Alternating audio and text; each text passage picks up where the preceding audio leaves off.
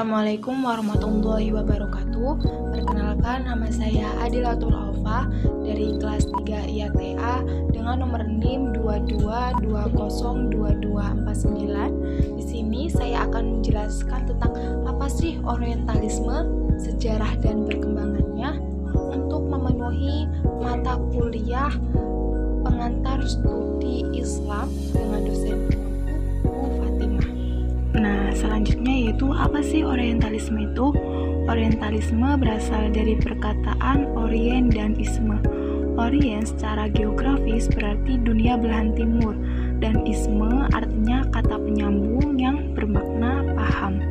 Pada intinya, orientalisme adalah paham atau aliran dan komunitas yang meneliti objek wilayah ketimuran, baik itu peradaban-peradabannya, masyarakatnya, ataupun agamanya. Selanjutnya, mengenal lebih dekat tentang orientalisme. Setiap kita mendengar kata orientalisme, pasti kita juga mendengar kata oksidentalisme, oriental, dan orientalis. Apa sih perbedaan di antara keempatnya? Mari kita bahas. Oksidentalisme itu artinya kebalikan dari orientalis. Tadi yang sudah dijelaskan kalau orientalisme adalah peneliti yang fokus melakukan penelitian terhadap objek timur, maka oksidentalisme itu adalah penelitian yang objeknya adalah barat. Jadi perbedaan antara orientalisme dan oksidentalisme adalah pada objeknya. Sedangkan oriental adalah sebuah kata sifat yang berarti hal-hal yang bersifat timur yang cakupannya amat luas. Maksudnya di sini oriental adalah objek. Jadi objek yang mereka teliti itu disebut oriental. Selanjutnya itu orientalis.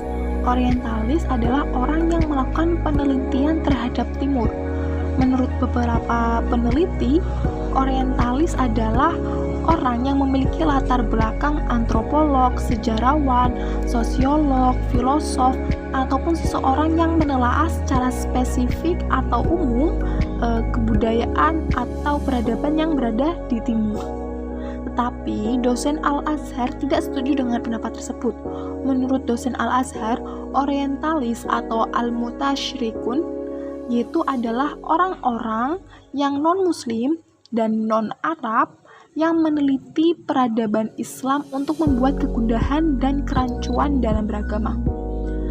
Penyebab dosen Al-Azhar mengatakan tersebut adalah karena munculnya orientalisme memiliki sisi negatif yang menyebabkan dosen-dosen Al-Azhar tidak setuju dengan pendapat yang pertama. Selanjutnya itu, menurut pendapat saya sendiri, orientalisme adalah siapapun orang yang memiliki latar belakang baik dari barat atau timur yang mempelajari timur, itu disebut orientalisme. Selanjutnya itu sejarah munculnya orientalisme. Munculnya orientalisme berawal dari perang antara dunia barat, Nasrani abad pertengahan dengan orang timur. Hal ini didasari oleh banyaknya perbedaan dalam hal ideologi maupun agama. Perang yang dimaksud di sini adalah perang salib. Pasti kalian tahu kan perang salib adalah perang apa? Ya, perang salib adalah perang yang terjadi karena pergesekan politik dan agama antara Kristen Barat di Palestina dan Islam, tepatnya ketika periode pemerintahan Nuruddin Zanki dan Salahuddin Al-Ayyubi. Perlawanan yang terjadi terus-menerus sampai generasi ke generasi menyebabkan kekalahan pada pihak Barat atau pihak agama Kristen, yang menyebabkan sarjana Barat tidak menerima atas kekalahan yang mereka dapat. Hal ini menyebabkan para sarjana Barat memiliki dendam dan ingin menghancurkan atau meruntuhkan dunia timur atau Islam melalui bukan segi peperangan. Selanjutnya yaitu periodisasi orientalisme. Orientalisme memiliki 3 periode.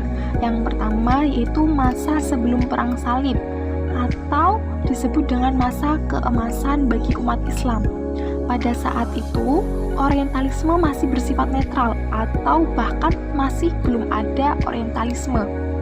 Karena pandangan orang Eropa terhadap umat Islam masih dipengaruhi oleh kitab suci dan teologis.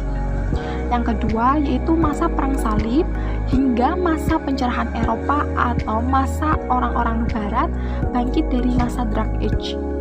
Masa ini sudah tidak bisa disebut netral karena orientalisme sudah muncul pada saat masa ini. Masa ini disebut dengan masa distorisan Islam, yaitu pemutarbalikan suatu fakta atau perubahan bentuk yang tidak diinginkan. Masa ini terjadi pada tahun 1096 sampai 1290 Masehi. Meski umat Kristen kalah, namun umat Islam mengalami masa penekanan pada masa ini, sebab putra-putra terbaik Muslim meninggal di medan perang, bahkan aset-aset pemerintahan mengalami kehancuran serta kemiskinan.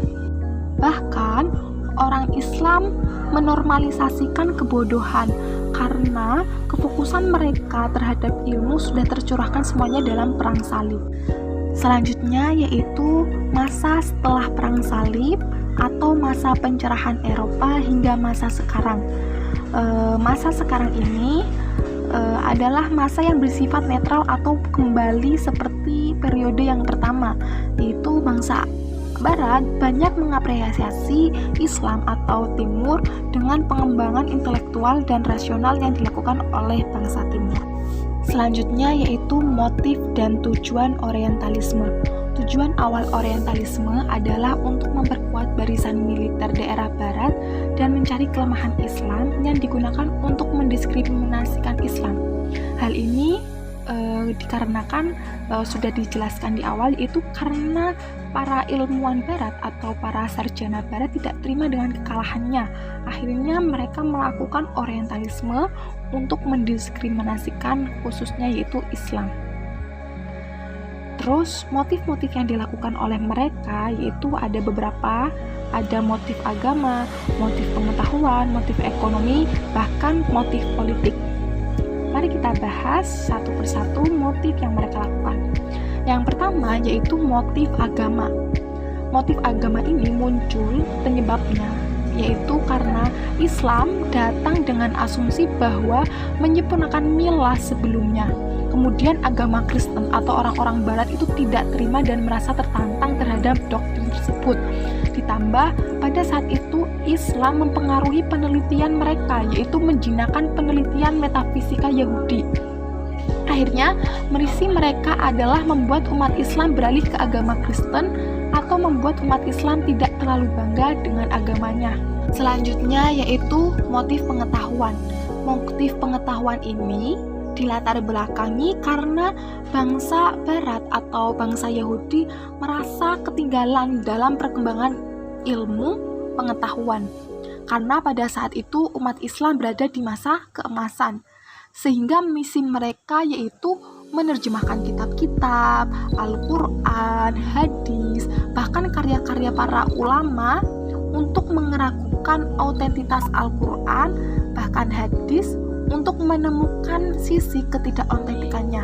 Jadi motif ilmu pengetahuan ini adalah motif yang dilakukan oleh para sarjana-sarjana bangsa Barat.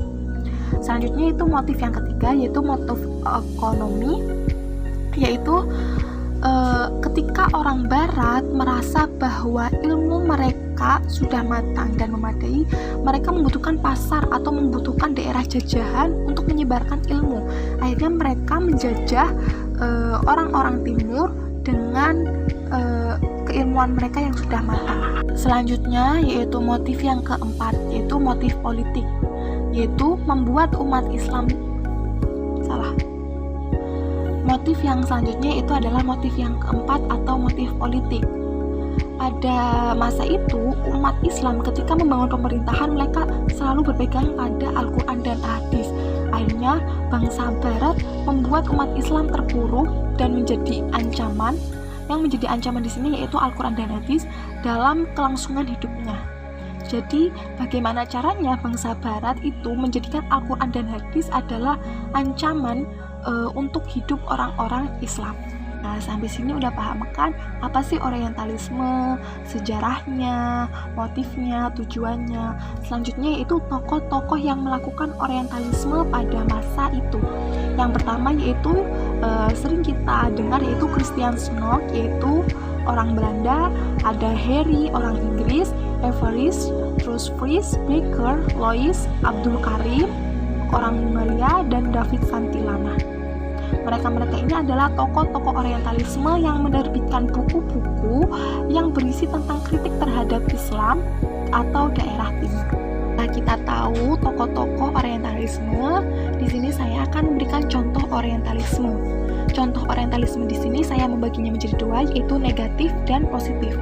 Negatif adalah contoh orientalisme yang terjadi pada saat orientalisme masih famous atau masih awal-awal muncul, yaitu di mana sarjana barat mempelajari pengetahuan atau ilmu timur, khususnya agama Islam, untuk meragukan autentisitas Al-Quran dan hadis untuk menemukan sisi ketidakontentikannya. Jadi di sini, di negatif ini, di mana para bangsa barat masih memiliki dendam terhadap orang timur karena kekalahannya, jadi masih bersifat negatif. Sedangkan di sisi positif adalah di mana di masa sekarang, di mana orientalisme sekarang sudah diganti menjadi Islamic Studies di barat.